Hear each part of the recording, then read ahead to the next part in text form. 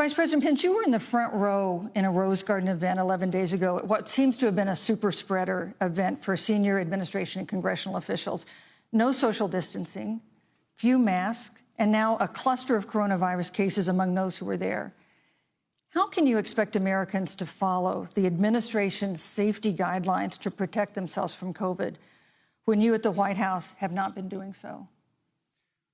Well, the American people have demonstrated over the last 8 months that when given the facts, they're willing to put the health of their families and their neighbors and people they don't even know first.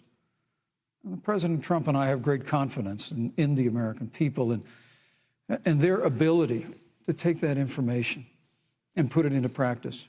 In the height of the epidemic, when we were losing a heartbreaking number of 2,500 Americans a day, we surged resources to New Jersey and New York and New Orleans and Detroit. We told the American people what needed to be done, and the American people made the sacrifices.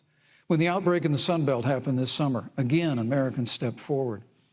But the reality is the work of the President of the United States goes on.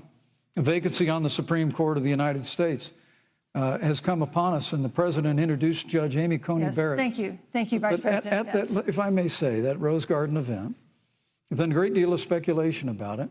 My wife, Karen, and I were there and honored to be there. Many of the people who were at that event, Susan, actually were tested for coronavirus. And it was an outdoor event, which all of our scientists regularly and routinely advise. The difference here is President Trump and I trust the American people to make choices in the best interest of their health. Joe Biden and Kamala Harris consistently talk about mandates, and not just mandates with the coronavirus, but a government takeover of health care, the Green New Deal, all government control. We're about freedom and respecting the freedom of the American people. Let's talk about respecting the American people. You respect the American people when you tell them the truth. You respect the American people when you have the courage to be a leader speaking of those things that you may not want people to hear, but they need to hear so they can protect themselves.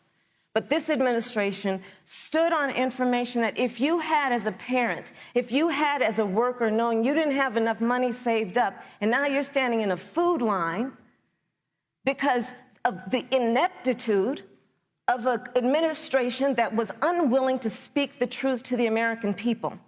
So let's talk about caring about the American people. The American people have had to sacrifice far too much because of the incompetence of this administration. It is asking too much of the people. Susan, we talked about it is asking too much of the people. That they would not be equipped with the information they need to help themselves to protect their parents and their children.